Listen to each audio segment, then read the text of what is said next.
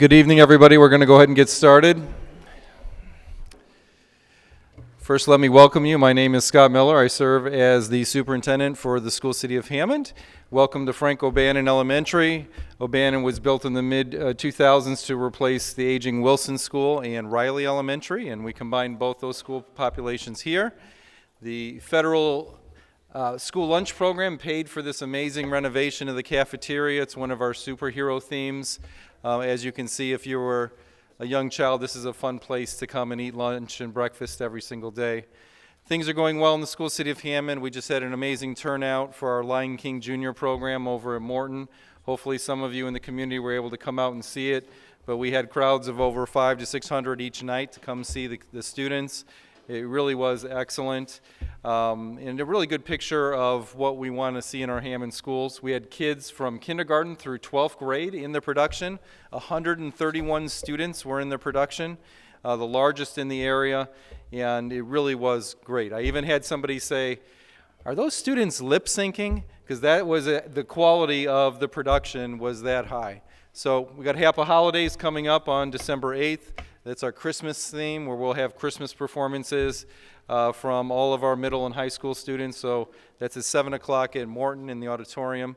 Hope you can come out. And this time, I'd like to introduce my friend and our mayor, Thomas McDermott Jr. Give him a big welcome, please. Thanks, everybody. Nice to see you all. Thanks for coming out to Mayor's Night in the 4th. As we usually do, let's go ahead and get started. I want to introduce your 4th District Councilman, Bill Emerson, for some remarks, and then we'll go ahead and introduce everybody and start answering questions. Again, this is all driven by the written question. We have the questions over here if you want to fill one out. We ask that you put your name and address on there just so we can follow it up, but if you don't want to, that's fine also. We'll still do the questions. So let's go ahead and give it up for Bill Emerson, the 4th District Councilman.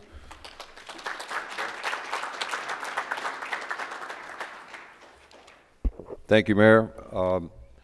First of all, the easiest way to get a hold of me is my landline. I still have one, 219-937-1032, or the Facebook group, Bill Emerson Sr. for City Council.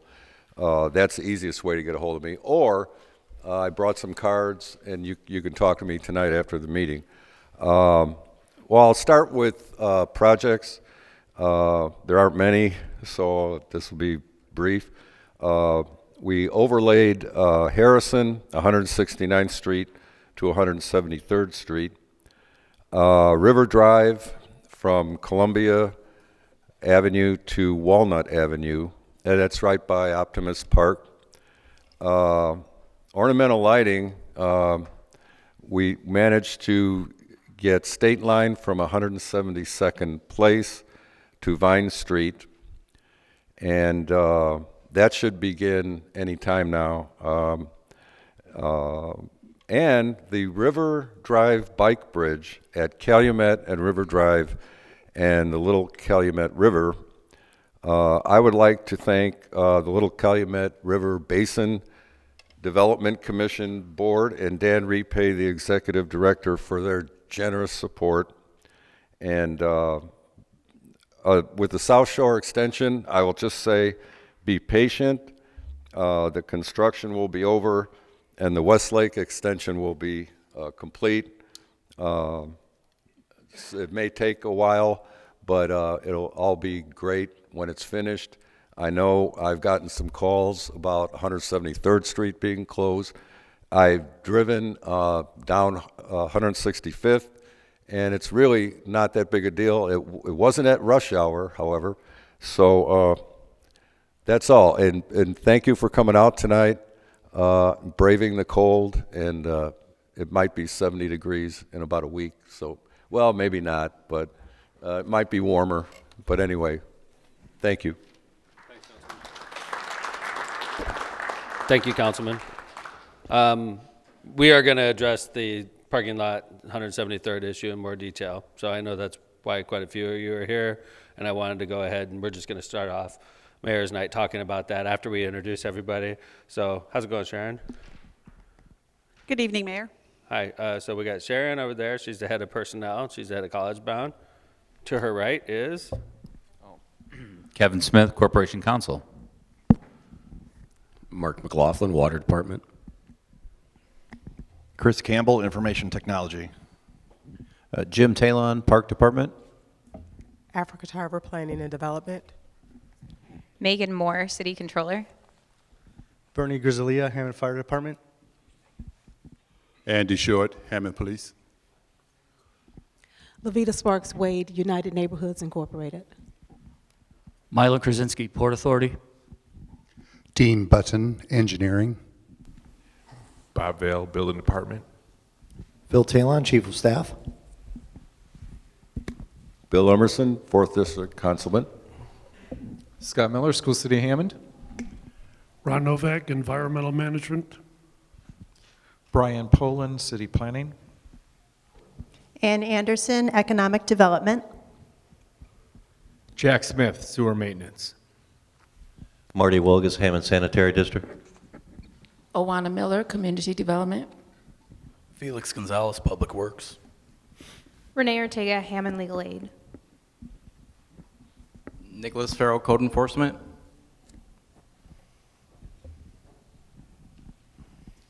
Okay, there we go. I want to thank everybody. I want to remind everybody that we are being interpreted today for the audience at home that's watching on Go Hammond that can't hear us. So if you, when you have the microphone given to you, it's not because we can't hear you, it's because we want the people in the audience to hear us as well. So we do have Go Hammond Live taping us also, putting it on the internet. And like I said, if you get a microphone shoved in your face, it's not because I can't hear you.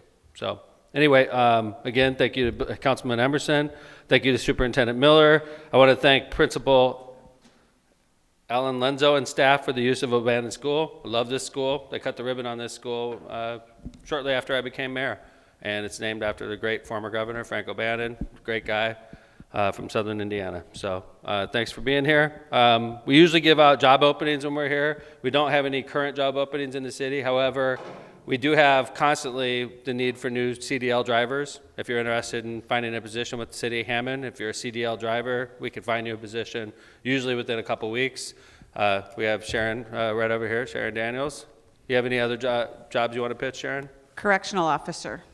Seems like they're always open as well. And this is a pipeline for young people that want to get into law enforcement. It's a pipeline to law enforcement.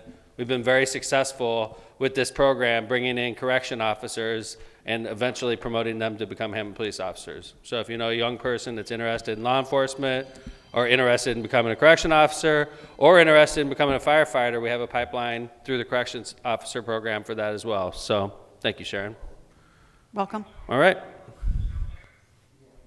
All right, let's go ahead and get started. We're just going to start right off with, I think probably the biggest issue facing the 4th District right now is the South Shore Extension and how it affects your neighborhood. All along, the city of Hammond's really been supportive. Hey, sir, could you do that in another room, please?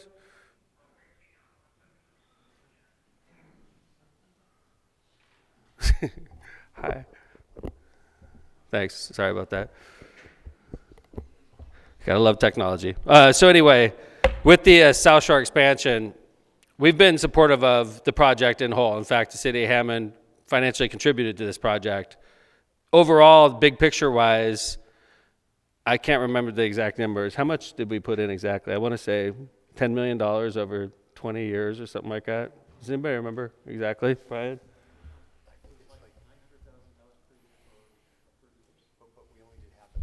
$450, right, for 30 years. So what, 5, 10, 15 million? Over 30 years. In return, hundreds of millions of dollars are going to be invested in our city. It's the only chance we had to get positive benefits out of this expansion, because once they pass the city of Hammond, they're gone. They're never going to talk to us again. The railroad's through us, and they'll be talking to communities like Maryville and Valparaiso's of the world and the Lowells of the world, and the train will be past us. So after a lot of thought, we put in, city council and the mayor supported this project. At the time, it was being pushed real hard by Congressman Pete Visclosky. It was his signature project, if we all remember correctly. All along, City Hammond has been supportive of what we call the Gateway Station, which is in the 2nd District. It's in the Brunswick neighborhood. It's going to be a massive station. We anticipate that being the biggest station in the entire South Shore line. All along, the city of Hammond, including your council person, has been opposed to a big station in South Hammond. there was outside forces that were interested in seeing that station be a big station. It never came from the city of Hammond. We've always pushed back on that project, and we were stunned along with everybody else when NICD started building a large parking lot, much larger than we anticipated. Kevin, could you grab a microphone and help supplement this also? I know Kevin and Phil, you might want to grab a microphone also. Why don't you guys go ahead and start supplementing me on this? Sure. The city has met with NICD many times on this. I know that Brian Poland, our city planner, was the mayor's designee to many of those meetings. And as the mayor pointed out, there was always pushback from the city regarding having a large parking lot in that area, mainly because, well, two reasons. One, there are other stations in Hammond that we believe will carry, as the mayor pointed out, the Gateway Station. At some point, we believe there's going to be a downtown station. And also there's a station in Munster about a half mile to the south. And so with a fraction of yeah, I think 100 spots, Dean, or is it 57 or something like that? Anyway, it's a small parking lot. 1/8 the size of our parking lot. Yep. And so there was always large concern about upsetting the peaceful, quiet enjoyment of that neighborhood, which is a very established neighborhood in the city. The houses are all sold. There's very low vacancy. And I think the goal of the mayor has always been to make sure that when the South Shore comes, regardless of what NICD is going to present, namely this big parking lot, that we're ready and prepared to plan for anything that comes to minimize the disruption of the neighborhood. Phil, you got anything to add to that? Yeah, I mean, it's very personal to me. I live right next door to where the station is. Walking to it will probably take me 1 minute. I think most of us believe they're overbuilding the parking lot by quite a bit, that they're not going to need all those spaces.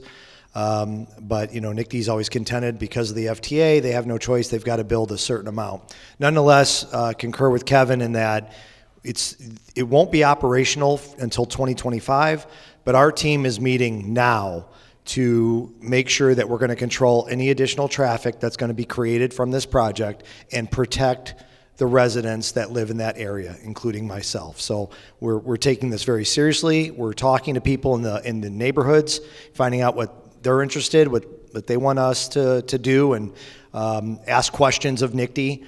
And so that's our goal. We're doing everything we can to protect that area. One other thing I wanted to add, Mayor, if I could. Sure. Is just that one of the things the mayor made sure was on our minds when we talked about this was to talk about the loss of green space that occurred north of 173rd, and to make sure that we look at ways to replace that green space. And he's been kind of leading the charge with us on that, and I think that's going to be, we've got some really good ideas, and I'm sure Dean will kind of add to that. So Dean, Phil mentioned that we want to protect the neighborhood as well as possible from all this traffic that's going to eventually come to that parking lot. How do we do that outside of physical barriers?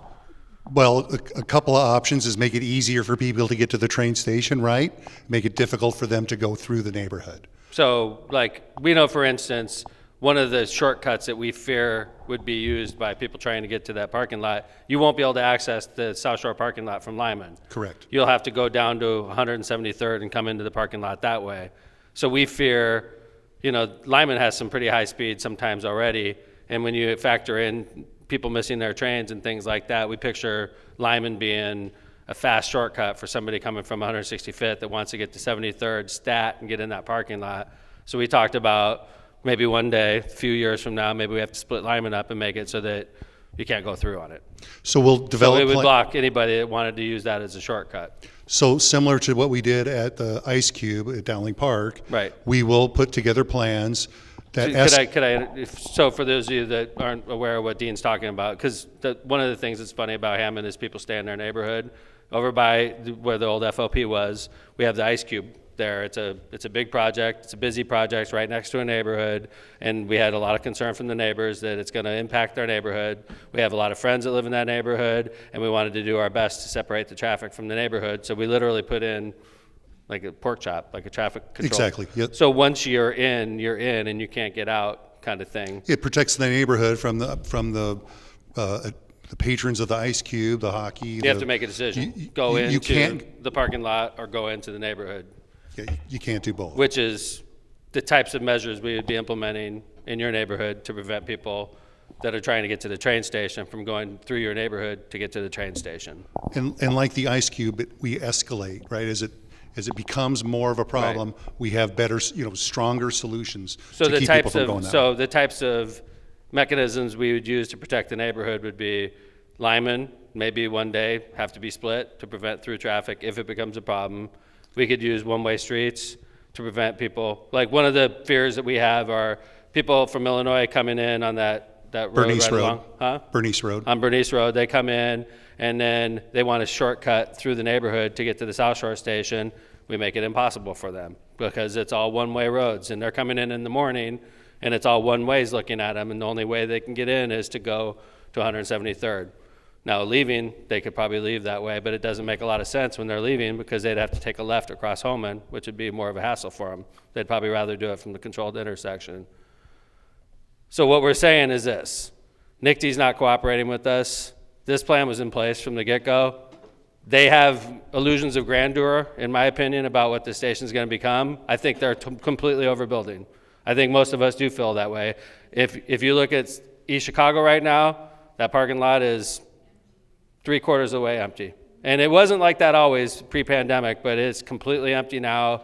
And I have a strong suspicion that's what this parking lot's going to look like as well. Nonetheless, they're building it. So, and this isn't the only battle we lost with NICTY. We have another issue in the 2nd district we're working on. It's a real dumb issue too, and it's hard to believe that NICTY's being so stubborn about this issue. It's about a retention pond. And it's about us having the opportunity to develop this area, and they're being very stubborn. And it's dealing with railroads is no fun when you're a mayor because we're not very high up on the food chain in the overall scheme of things. And I know you don't want to hear that, but it's a fact.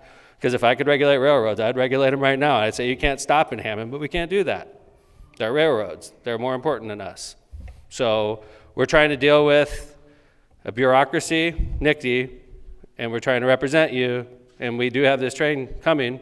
And quite frankly, if we didn't jump on board, it'd still be coming. We just wouldn't be getting anything in Hammond out of it. And we are getting positive benefits out of it. We're going to have 3 stations eventually, a huge amount of investment in our city, a brand new facility with jobs. So we did get a lot, but I know it's painful. So I was not going to act like that's not going on and start off Mayor's Night talking about potholes and stuff like that when I know a lot of you want to talk about this. So why don't we go ahead and open it up to questions on the NICTY expansion. We can talk about the whole thing if you want, but it seems like we're focused more on the South Hammond Station in this conversation. So I have a number of friends that live in this neighborhood, by the way. So I think about you every day. When I'm negotiating and trying to do the right thing, I think about you and where you live and how this project's going to affect you. I promise you. I know where you guys live. I look in the audience right now. I know where you live. And I know why you're here. That's why we're not acting like there's something else going on. We started off talking about this. I think about you every day. I'm sitting in there negotiating with these people, and I don't want to ruin your neighborhood, okay? I definitely don't. I don't want to let people that are trying to get to the train station ruin your quality of life. If you guys have been watching how I operate for the last 20 years, it's all about quality of life. So we're going to do our best to try to balance what we have coming with you guys that have lived there for long before the train got there. So anyway, questions?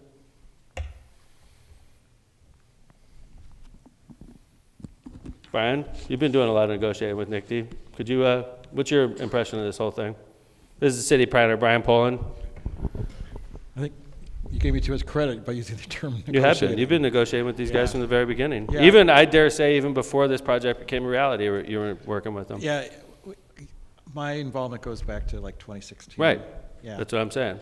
Yeah, it's been quite a challenging proposition with them. Is they have their technical requirements and trying to really see how that would work with our city requirements.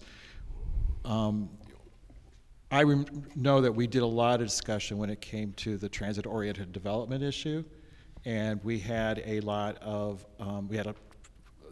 public meetings, and it was really a concern about what kind of development would occur around the station. Thank you for bringing that up. Yeah, and then we heard very clearly out of those public hearings that at the 173rd Street station, the neighborhood was very concerned and did not want to have that higher density development. Could I reemphasize what you just said in case somebody missed it? I think that's real important, and I didn't bring that up.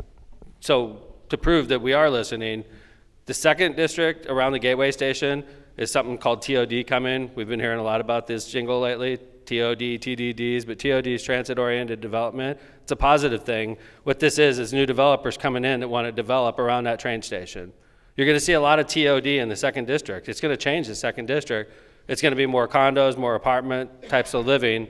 We had a strong pushback from you guys in your neighborhood that you didn't want that there. And we pushed back strong, and it's not in the plan, okay? So I want to reemphasize, the station's still coming, but we pushed back on TOD, and I forgot about that until Brian mentioned it, so I'm glad you brought that up. Yeah, sure. And then counter to that, of course, then we have a greater opportunity at the Gateway Station and the downtown station to actually have that higher density TOD development. But yeah, it was, I think it's very important that we have listened to the neighborhood and, tried to fashion something that works for them. I think some of the other little details that we may have forgotten too is that in this parking lot we talked about, in some of the early plans, they wanted to have it exit out on 169th Street that would go to Harrison. And so we pushed back on that. They also talked about a parking lot on the south side of 173rd that would, again, dump out towards the southern end of Harrison. And so there's a lot of things that have truly been, going on with us trying to make sure that this is the least, Intrusive. The least worst, I don't know, that doesn't sound right, but Least intrusive. Yeah, least intrusive, thank you, for this neighborhood as to the extent that we can. Thank you. So if you picture the morning rush for the train station, we anticipate it's going to be coming from Illinois. We anticipate, I guess, some is going to be coming from Munster because our parking lot is bigger than theirs. And then probably Hammond to Hammond, maybe East Chicago, I don't know, but they have train station there too. So we need to protect your neighborhood from that morning rush. So if they're coming from 165th, we want to make sure that they can't get through your neighborhood to get over to Lyman to get to the train station, or else they'll ruin your neighborhoods. So we got to keep them on Holman all the way down to 173rd and have them fill in through 173rd. And the way we do that eventually is probably through one-way streets in the morning. I mean, one-way streets, so that, which is inconvenience on you all, I get it. And so in the morning you go out and you go to Holman, and in the afternoon you have to come in off of Lyman. But I'm not saying that's where we are right now. We have to see what happens. Maybe they open this up and it's not a problem. We didn't implement everything at the Cube, and I appreciate Dean mentioning this. At the Cube, we knew it was going to be an inconvenience to the neighborhood. We didn't start off on day one with the traffic restrictions in place. We waited until it was starting to have a detrimental effect on the neighborhood, and then we implemented the traffic calming devices. And we take them one step at a time. And so we don't want to inconvenience you unless it is turning into be a problem. And if it is, we're ready to go. Yes, ma'am. Could you wait for the microphone? Thanks. Hi. The NICD came and spoke to us at the Holman group, and they went down. You remember last year at Mayor's Night Out, I asked you how many parking spots you were going to have, and you asked your people, and they said 720. Well, Right. they brought it down to 620. So they've already paved 620 parking spaces. I asked them if they could drop it down because we don't need those spaces and possibly lower the debt for the United States. That didn't happen. Anyways. You weren't alone asking them, though, ma'am. I want to point that out. We were pushing back as well. I know. So we tried, but ma'am. what's going with this? Anyways, the people in our precinct they're just befuddled, and the only way we can find out any information, he says, is to do the app, to find out what's going on and whatever. And it's just really hard because they don't know what's happening from day to day. They're in there, they're closing down 173rd. It's just really hard. I know. Well, that's why we do Mayor's Night too, though. I mean, we're trying I to. know. Yeah, we're trying to keep you up to date, but I want you to know that, it's one of those projects where we're not in charge. We gave them the green light, and they're doing it. It's sort of like the bridge project in Hessville. I dare bring it up myself. The bridge project in Hessville is going to be driven by the state, and quite frankly, they're doing the project, and we're sort of bystanders. But yeah, hi, Papa. Oh, I'm sorry. Yes, I went to that meeting at The NICD? Yeah, and one of the things that I found disturbing is that there's not going to be a barrier between the track and the walkway. or the bike path. Yeah.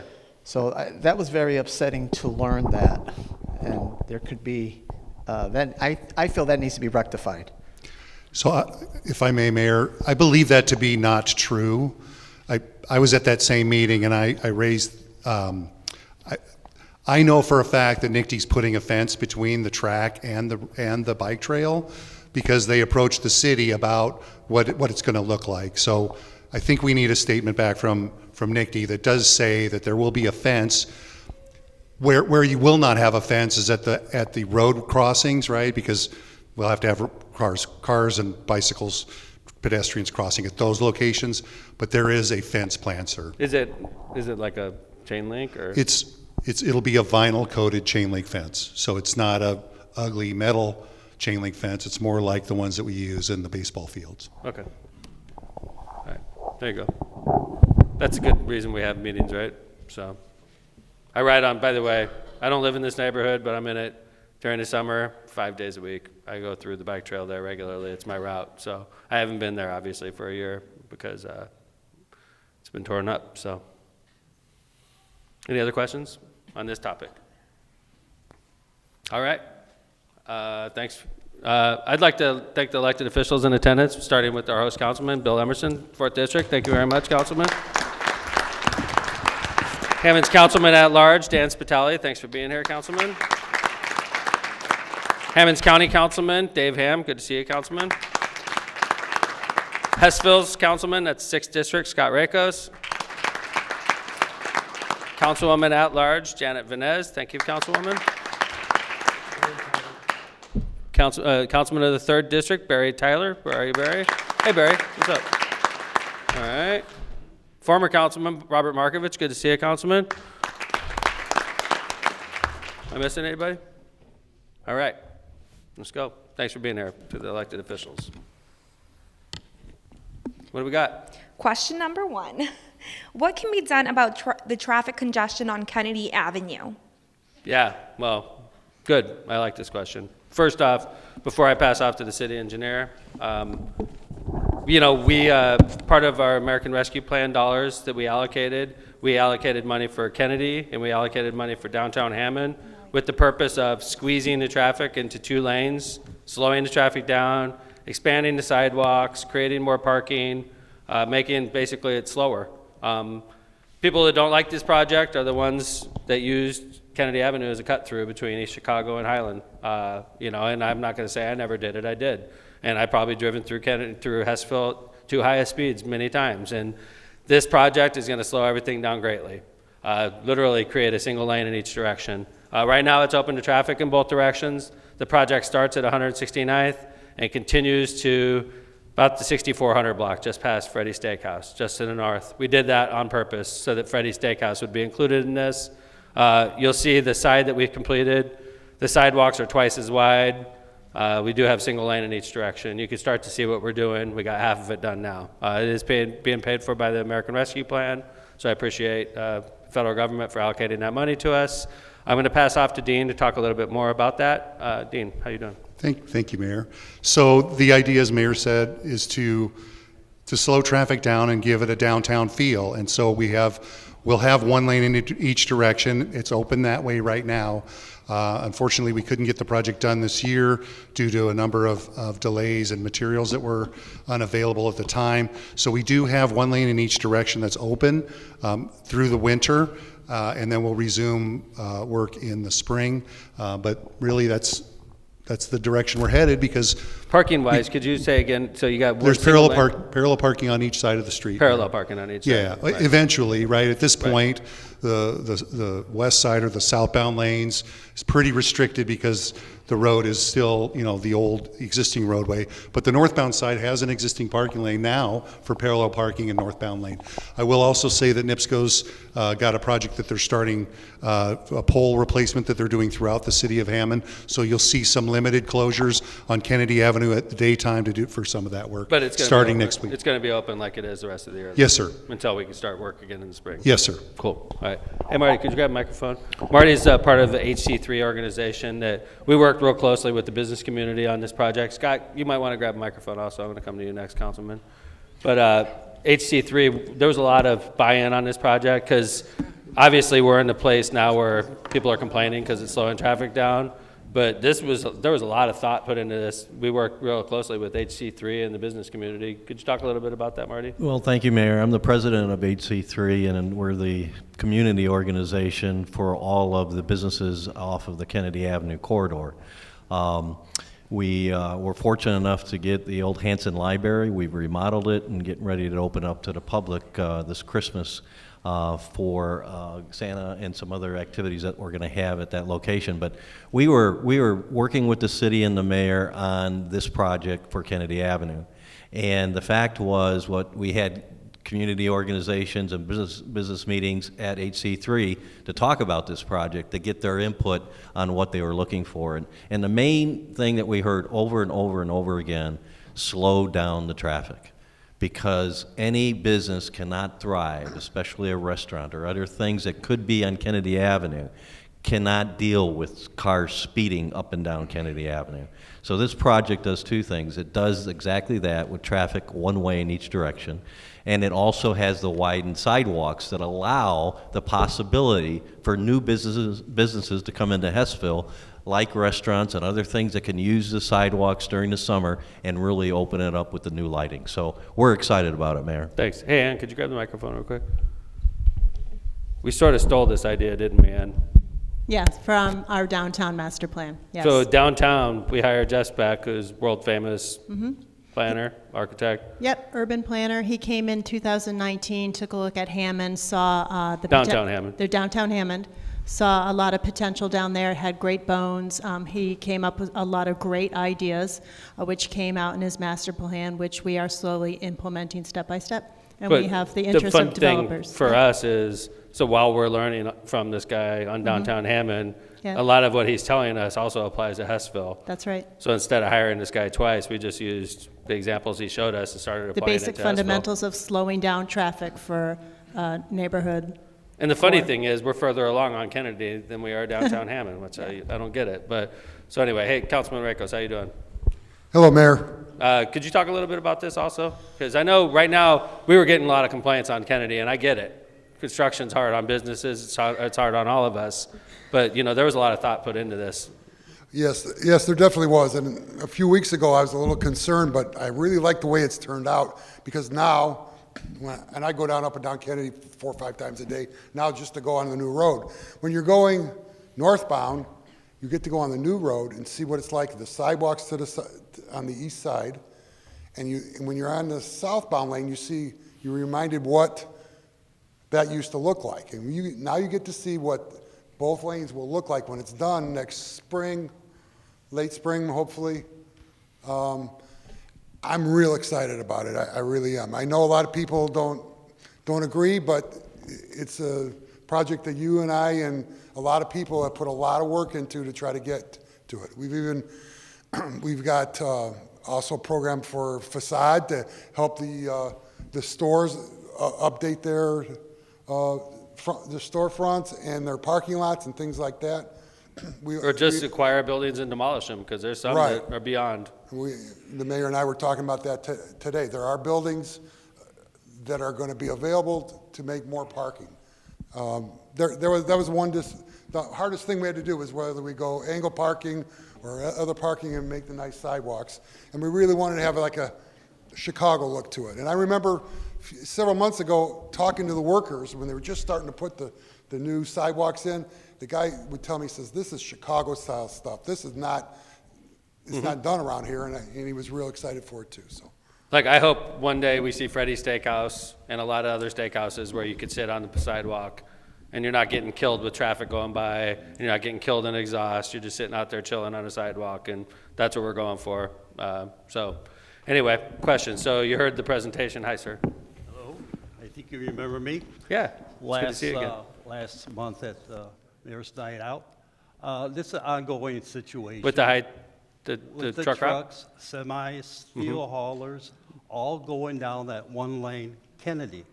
What is the city doing to prevent that? It's not a designated truck route. You see them all day long. Thanks. I know in the past, the city has given out a lot of citations, but They're going to tear up the road. You look at those curbs where at the four-way stops, there's black marks already on them. They're just going to crush the hell out of those bricks. It's everything. yeah. But what is the city doing to prevent truck traffic? We They're can't. not all delivering. They're going Dane, could you- straight through. Sir, so we have, by ordinance, designated through truck routes. Those routes include, I have it, yes, right. wonderful. Those Say Kennedy Avenue. Kennedy Avenue from 165th to Michigan North. is a truck route, sir. Yeah, but what 169th to 165th? It Right. isn't. It is Right. not, you're right. Right. And- So, good. So Yep, now we had a that meeting. is true. So yesterday, or 2 days ago, not because of this question, by the way, because it's a problem. We had a meeting about better signage, better enforcement throughout the whole city. And, you know, Felix, could you grab a microphone? First Mayor's Night Out, welcome. By the way, this is Felix. Felix is going to become the new department head in Department of Public Works. Can you give it up for Felix, everybody? Felix, before, one of his duties was making signs throughout the city. And we talked yesterday about this project, or a couple days ago about this project, about like yellow signs if you're on the truck route, and those same signs turn red as soon as you get off the truck route, and not just a couple signs. Where it's painfully obvious you know when you're on the truck route, and it's painfully obvious when you know you get off the truck route. I think we're at fault partially because we do have a truck route, and it's confusing. Even for the officers, it's confusing. And we had a meeting recently on this. Felix, I don't know how many signs we ended up deciding we're going to make on this. Mayor, we're Rob, gonna could have you to get ready? we're gonna keep count. It's a lot. We have a lot of truck traffic, and there's gonna be a lot of signs for the amount of truck routes that we have through Hammond. So it's gonna be substantial. Yeah, have you decided on a final look for it? I'm gonna get with Dean here probably tomorrow. I'm gonna But talk it's- to him, and then, well, the thing is, there is like a designated through truck route sign, and it's like international, so everyone knows. Like same as stop signs, same as speed limit signs. It has to be so everyone. It has to be universal, essentially. I don't know what we could do about that. Well, we could do a sign that's independent of that, right? I would have to talk to Dean about that. Yes. Okay. Gary, how's it going? Good, how are you? Gary Sparks, amongst his duties in the Hammond Police Department is enforcement of the truck route and the trucks in general, right, Gary? Yes, sir. Could you talk a little bit about this? We had a meeting recently. Gary was also in that meeting. Yeah, it is an issue. There's a lot of factors into effect. The state highway, which is 8094, will not allow the posting of no truck signs. We finally spoke to them, and we have one going westbound on 8094, but not eastbound. That's a fight we've had for years. So a lot of trucks will exit on Kennedy thinking they're getting on a 4-lane truck route. When they get there, they see the signs, they pretty much have to be international because a guy from Texas driving down Kennedy Avenue doesn't know what a local sign is. So we want them to be universal. We have been doing enforcement. Our enforcement is probably greater than it's ever been. I'm very proud of the traffic unit that is conducting these. The problem is, it's like bailing water out of the Titanic. I mean, you got a lot of guys that are coming through, getting off the highway, going down Kennedy Avenue, and a lot of them have to be there. I went out there a day or two ago, and every truck that I stopped had the right to be there. You had Walgreens, you have the restaurants, Van Til's, so some of them there. So a lot of it's like misperception of should they be there or not. We cite those. We've written like 2,500 tickets. We can't get them all because Kennedy Avenue is not the only street in Hammond. We have to go up to 141st. We got to go to 129th. I understand your pain. People ignore the signs. They don't care. Just like speed limits. They see no truck with the sign. There's one right on 169th and Walgreens right there. No trucks. They go right through. I do not doubt that. However, logistically, we're doing the best that we can, and actually we're doing better than we ever have. But you're throwing away a lot of good money. No, believe me. Beautiful project. It's going to be torn up. Right. I had trucks parked in front of my house just last week. I called 911, big 53-footer. I said, hey, he had to go in the bank. You're not supposed to be on it. Screw you. Yeah, they're brutal. You know what I mean? We don't know the truck limits, the weight. Like I said, you look at those curbs, they're all blackened out already from the trucks. Another thing that we're talking about, sir, that our fine right now is woefully low. It's almost worth it. It's like $200. Yeah, it was like 235, I believe. 235. And quite frankly, that's if the judge enforces it. So we're going to approach the council with an ordinance that asks them to increase each fine to $1,000. Now, obviously, the judge has to enforce that. We're trying to make it so that it's financially not worthwhile for these truckers to go through our city, you know, unless they have a reason to be there, if they're going to Walgreens. But you're right, sir, if they're hauling coils, if they're hauling. Yes, sir. Agree. Believe me, we're on the same team, sir. I see them going on my block. I live on Knickerbocker. They have no right to be there, you know. It's, believe me, I appreciate it, and I'm glad you're here, and I'm sure you're going to be at the next one, and I want you to know that we're working on this. I have one more question. Sure. With this, what is going on with the property at 7147 Kennedy, that old bargain finder building right next to the little schoolhouse? Yeah. On Hessel Park. I got pictures. Windows are broken out. Gutters good, are yeah. falling. Thank you. It's been going on over a year. What's going on with that Good question. trash? It's, that building makes no sense that it's not developed. Makes no sense at all. I agree. Phil, could you jump in? My house look like that. Agree. Code enforcement would be after me. Agree. Yeah, so I think this even came up at a mayor's night out a while ago. I don't know if it was you, but yeah. And at the time, the new owners wanted some time to, although you don't see a sign out front to, you know, looking for restaurants, they've been out there looking for interested restaurants, retail, something that would fit well around a park, obviously. I just spoke to the owner this morning. We're going to have a meeting right after Thanksgiving because at this point it looks like they want to maybe talk to the city because they just haven't found the interest that they were hoping for. So I think we'll talk to them and something will happen here in the near future. I'm going to guarantee you something happens. What's that? It's such an eyesore. Agree. Beautiful It makes no park. sense. I'll be honest Park. with you. I think you know, that and you go down to Kennedy, you see this. You know, there, like I said, it's broken windows. It's in shambles. Agree. And again, this was brought up a year ago. The same thing. Owners, blah blah blah. You know, it's. I know, but we don't own it. And when somebody else owns it, you hope that they move. And if they don't, Has the city offered to buy it? No, we haven't. But they're paying taxes right now. If we offer to buy it, it won't. But if we offer to buy it, we'll probably end up demolishing it. Being honest with you, but Nick, that doesn't mean that when they have broken windows and stuff, we're not enforcing. Have you dealt with this building? Nick's the head of Hammond Code Enforcement. Yeah, I haven't personally. It's not on. Yeah. I haven't personally dealt with the property. Typically, we have our district inspectors. They go around with the complaints that are filed. If the first step is to contact the owners, give them opportunity to comply. If they're communicating and they make the attempts and address issues that we have them, then we typically give them the time that they need to take care of issues. They've had enough time, Nick. Yeah. They have. Absolutely. They've had enough time. So we're doing this one. They've had enough time. Yep. So we'll make sure that Tomorrow. something gets done with the property. All right. When I'm getting heat at mayor's night, I think I've had plenty of time. I know exactly what the gentleman's talking about. It looks like crap. Got it. They've had plenty of time. It's time to fix it tomorrow. Okay. Got it. No waiting time. I promise. Okay. I know exactly what you're talking about. That building. I think if I owned that building, I would have developed it 2 years ago. It makes no sense to me. I think that's a great building, a great location with great bones. You could do great things with it. They're just being so. I'm not on board with the, be nice. It's time to move forward, okay? And I know if you had that building, you could do something with it, right? It's craziness. It's a good building. It's a good building. Makes no sense. Thank you, sir. I'm sorry about that. Appreciate you bringing it up. It sucks to hear it, but it's good. That's why we do this meeting. So, all right. Any other questions on? Yeah, hi. How you doing? Good, sir. How you doing? My question tonight is for the mayor, the city attorney, possibly the engineering department, and the streets and sand. Let's go. We're right here. Okay.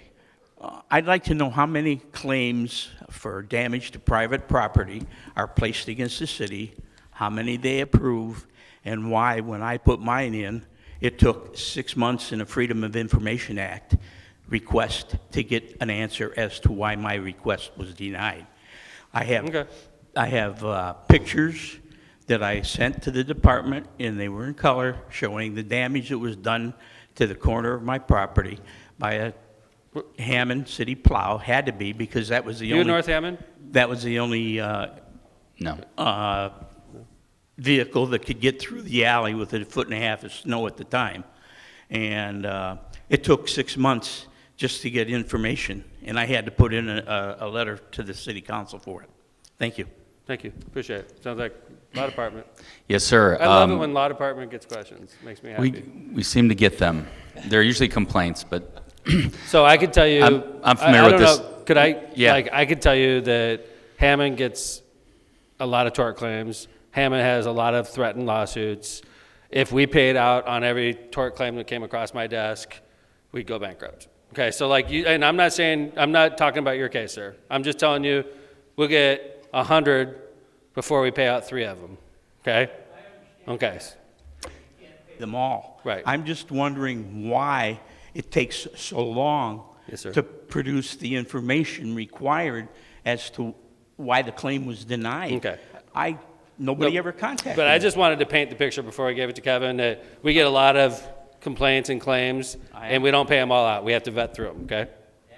Okay, now I'm going to pass off to Kevin. Yes, I'm going to talk about your question in general, and then I'll talk about your claim specifically. I don't want to get into your actual claim because I'm familiar with it. And You guys could talk after. Yes, Yeah, absolutely. right. So, as the mayor mentioned, we have a big city. I always forget the number of square miles, 46, 40? Yeah, 50, I always say. Many square miles. Is that right, Dean? 26? 26, okay. I've been telling everybody 50. I thought I always did too. Well, this will be a good question for the city engineer to look up. I always We have a lot of property, and you can imagine a lot of cars, a lot of trucks, a lot of city vehicles, and we do get claims. And we have an investigating / adjusting firm that handles those for us. And the city attorney, the assistant city attorney, and myself, along with our staff at the law department, meet with them weekly, and we go through them. And they reach an initial determination, and then we do a review. And then, of course, at that point, we try to determine whether or not that review is final. It does take time. There are a lot of claims that go through. I apologize if you believe yours took too long. I can tell you just in private practice, most property damage and personal injury lawsuits take, anywhere from 6 months to 2 years, sometimes more. And what we try to do is be fair based on the evidence that we have. I'm happy to talk to you about your specific claim afterwards. I'll be happy to do that. I'm familiar with it. And I can also tell you that what we initially decide isn't always the final determination. I can tell you that both the mayor and Councilman Rakos have been in contact with the law department on your behalf, and we continue to investigate it. So. And I want you to know, we want to be fair with Hammond residents. That's my job. My job's not to hit your property and screw you over. So. I don't have any problem with the actual fact that it was denied. I've had problems on this corner in the back of my property before. I've talked to the engineering department about it. I've talked to the city about it before. This has been going on for a number of years. Now, the garbage trucks used to take that corner, and they took my fence out. That's why I put these bumper posts in. They no longer go down that way. They back clear down Cherry Street between Spruce and Cherry to get to my garbage and the rest of the people on that block because the trucks can't make that corner anymore. Now, when Solon's greenhouse was still up and in there was a city truck that went through a fence over there, and he was the driver, who I knew personally was going to drive off, and I stopped him and I called the police on him. And at the time, he was under the influence. But I'm not saying this happened. No, but I'm saying that this particular corner of the alley, which has been paved over onto my property, has been an ongoing problem for 15 to 20 years. Okay. But could you talk to Kevin after and maybe get Dean involved in this? And listen, if you think we're not being fair, bring it to me, because honestly, I get so many tort claims, I just forward them to the law department. So if you don't think you're being treated fairly, that's what I'm here for. Well, overall, like I say, it's just the time of the response and what I had to do to get it. I know. But on the other hand, and I appreciate that, okay, but on the other extreme, we do get a lot of these, and if we paid everyone out, you wouldn't appreciate that either because we'd go broke. So That's right, because we're trying to balance. there wouldn't be any money left for the rest of the Thank you. city. Okay, so let's talk after and see if there's a way we can resolve this, okay? Thank you, sir. Appreciate it. Whew, mayor's night's tough.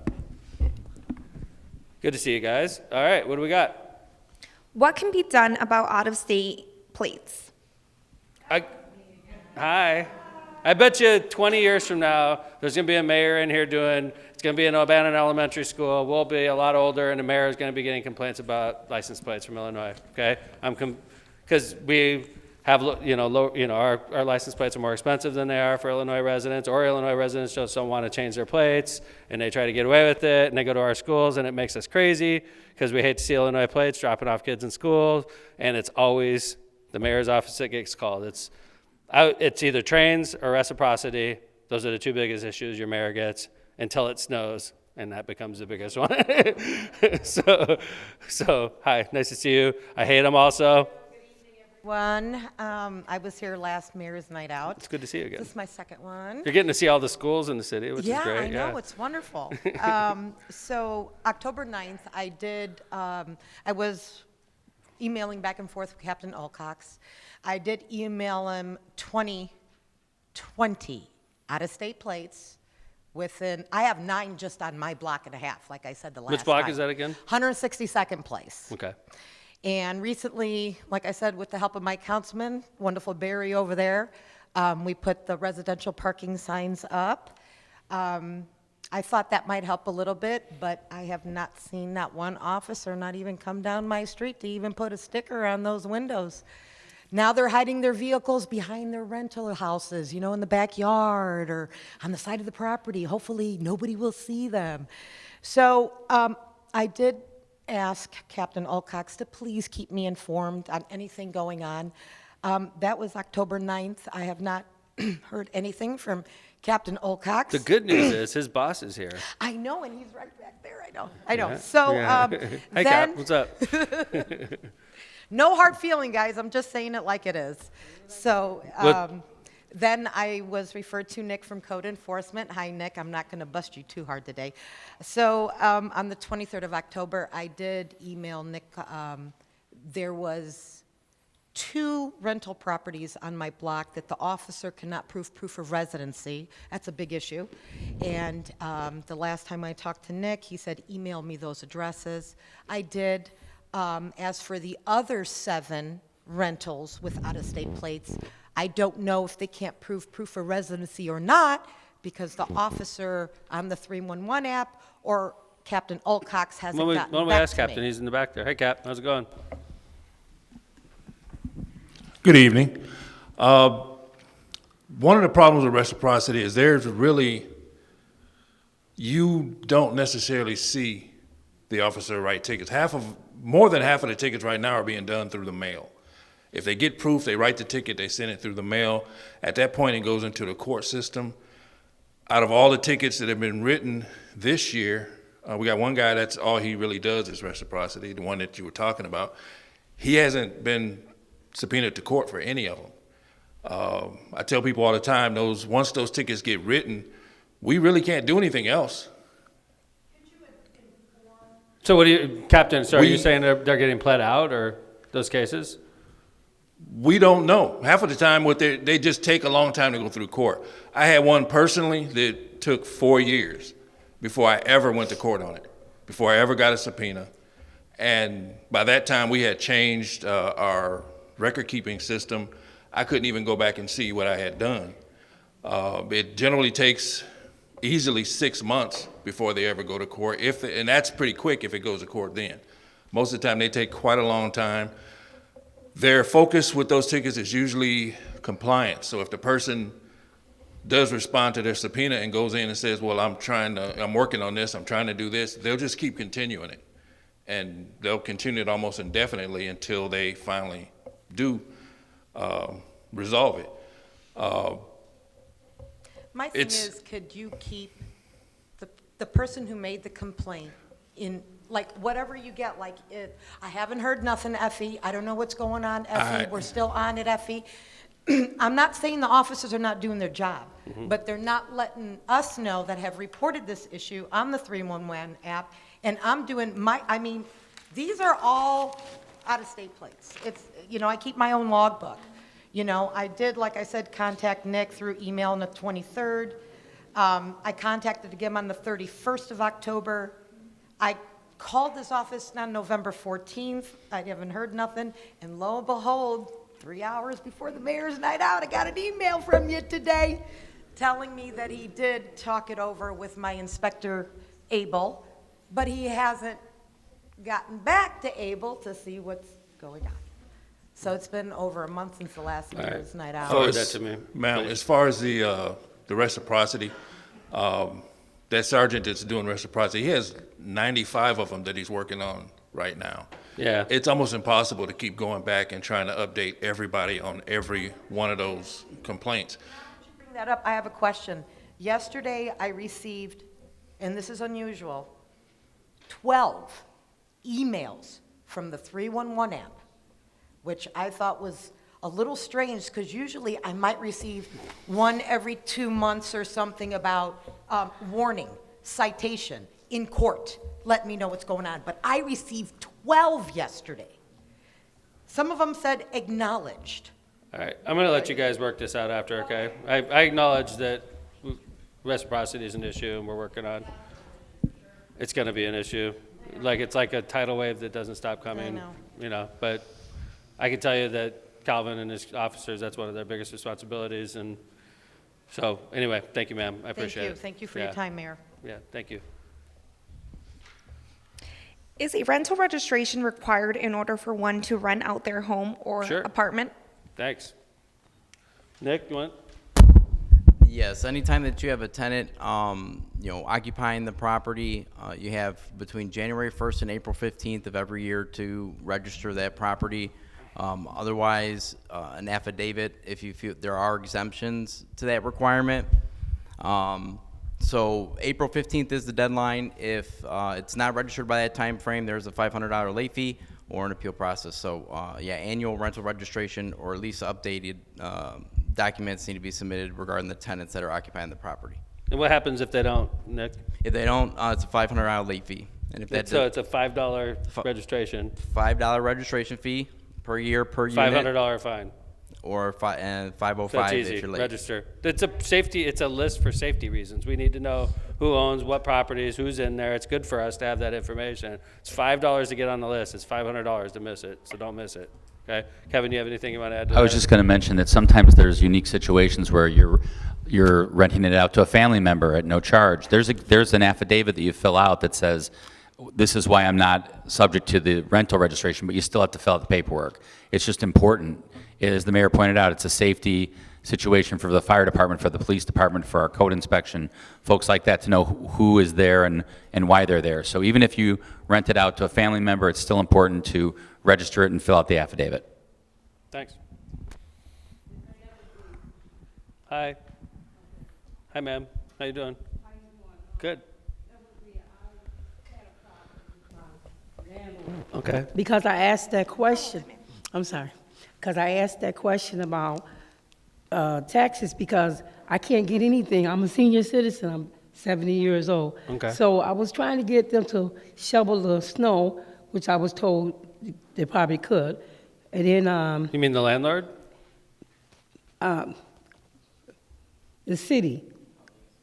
The city, because see, if you're 70 years old or being a senior citizen, they have programs for the senior citizens to shovel snow. I know it's not through us. Well, yeah, Greater Hammond. That's Through what I'm trying Greater to say. Hammond, okay. Right. Yeah, okay. not through the city, though. Right. We can get in trouble for that. And I've been living there for almost 5 years. He had not paid the taxes on the place, and on the place, and I had to pay for water. And then I kept telling him that I was paying the water through his dad, and so anyway, I'm in the court, and in fact, I had got evicted. I'm sorry, ma'am. A senior citizen. I couldn't find nobody to help me move nothing, but then I did find somebody in Chicago to help me out. So what I'm saying is, I had to pay water extra and the bill. I went to the water company, asked them about that for years. Mayor, we do have, it might be something that legal aid could handle maybe after. They could talk with legal aid clinic if that's a possibility, because I know they deal a lot with landlord-tenant issues. It's not really a city issue. Right. Renee, ma'am, this is Renee. She works with the Hammond Legal Aid Clinic. We might be able to help you out with the claim. We represent Hammond residents that qualify financially, and it sounds like you may qualify financially. And these are great lawyers that do cases for free, so maybe there's something we can do. Renee, could you touch base with this lady after? Do you mind? Okay, thank you. It's unprecedented. Legal aid getting questions, and law department. Yeah, she's a great lawyer. She's the president of the Bar Association, so she just got it this month, right? It starts in January. All right, congratulations, Renee. Yeah. Okay. All right, thanks. All right, let's go ahead and move on. Thank you, ma'am. How does one properly dispose of empty paint cans? Huh, that's a good question.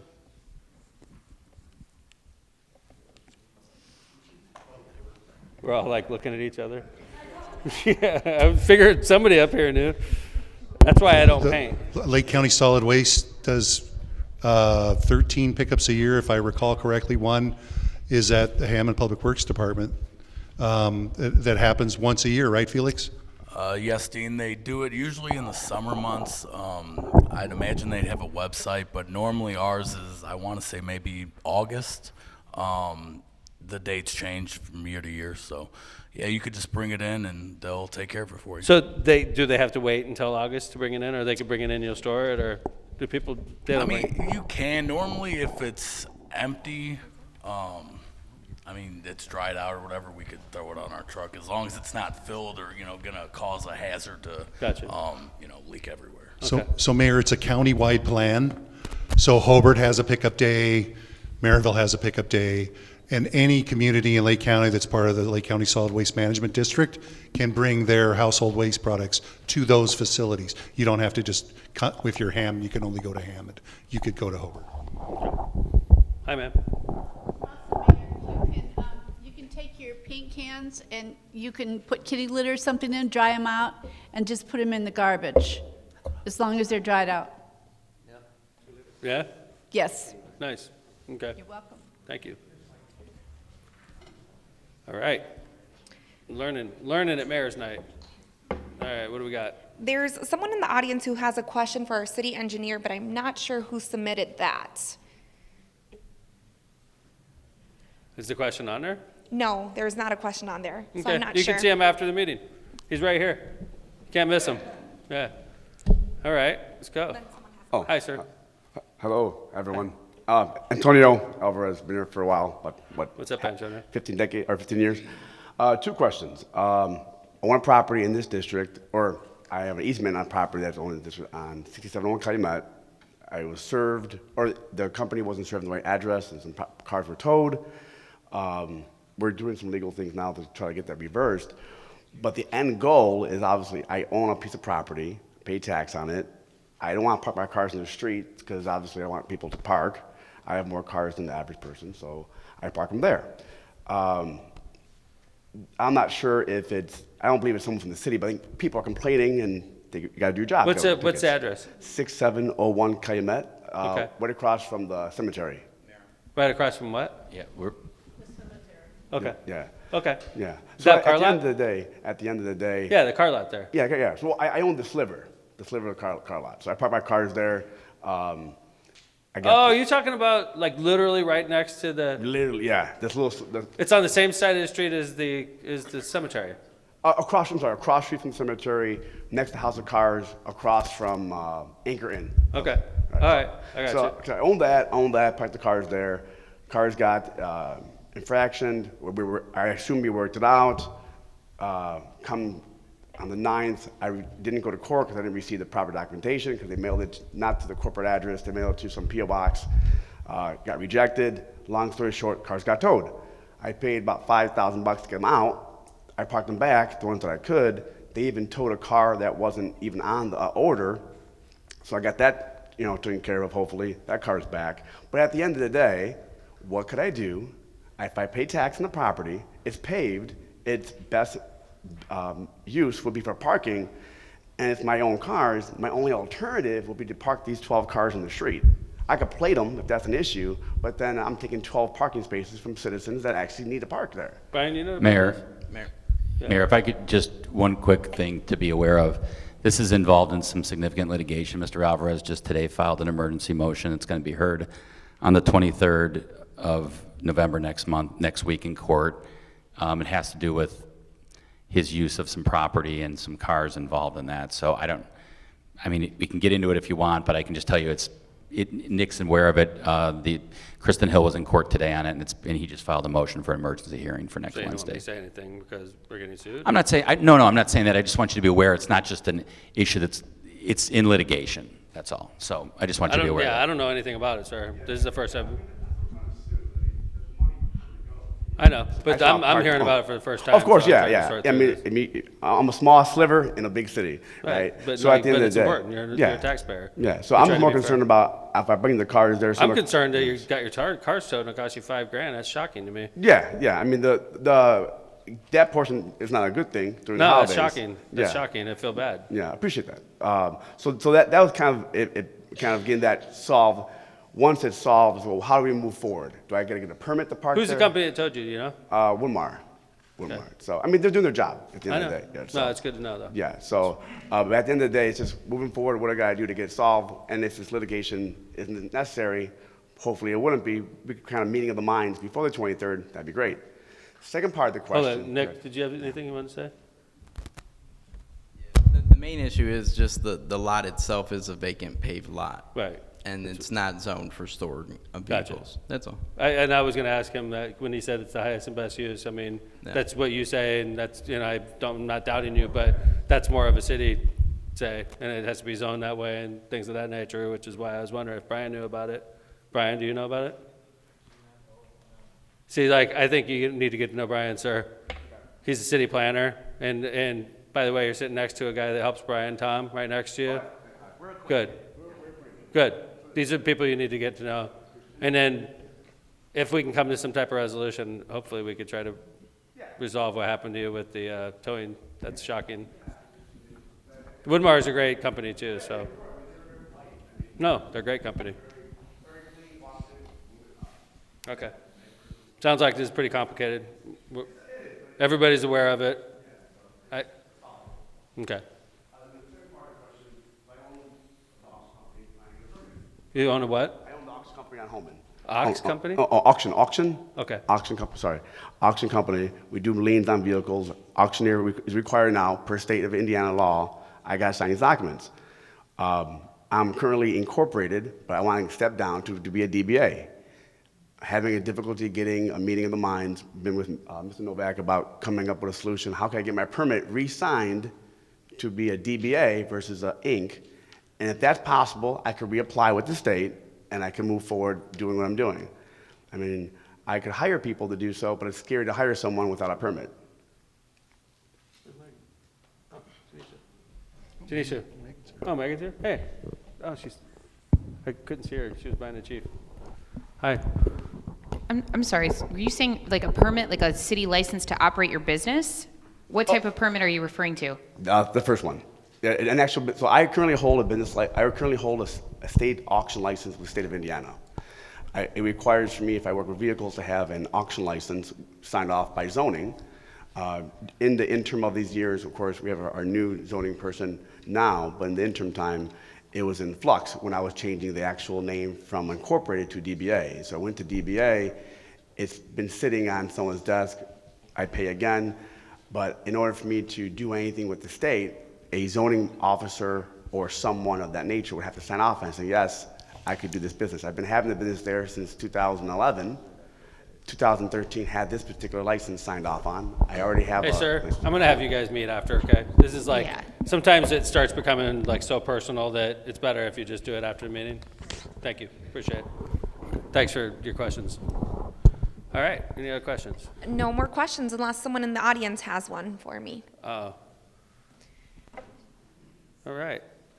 Like, going once, going twice, sold. No, I'm just- I appreciate you all being at Mayor's Night Out. 4th District is always great. I want to remind everybody that's watching this from across the city, we have a meeting coming up on November 30th in the Robertsdale section of our city in regards to Clark Field. It's a, what's that? Oh, I don't know what you're talking about. Oh, no, I can mention it. tree lighting and holiday parade. Oh, okay. I'll do that. You can do that next. So anyway, the Clark Field meeting's Wednesday, November 30th at 5:30 p.m. It's in the Clipper Room. It's in regards to the update on what we're going to do with the project involving real estate in Clark High School athletic fields. So that's again November 30th, 5:30 p.m. in the Clipper Room. And Eileen? Join us next Friday, November 25th, for our annual tree lighting ceremony. We will actually be beginning this year at 5 o'clock. We have some reindeer friends that will be joining us. We've also added kid crafts this year, and the actual tree lighting ceremony will begin at 6 o'clock. Also on Saturday, December 3rd at 10 a.m., we have our annual holiday parade that begins at the former Gavitt High School and goes down to the Sportsplex on Indianapolis Boulevard. Thanks, Eileen. And again, thank you to our interpreter for helping us today. Thank you to everybody who came out to watch Mayor's Night Out and all the questions. And again, November 30th is the next time we get together in a meeting. Next Mayor's Night Out takes place on Wednesday, December 14th in the 6th District, Hess Elementary School. See you guys there. Again, thanks to Superintendent Miller and principal and the staff of Franco Bound Elementary School. Take care, everybody. Thank you.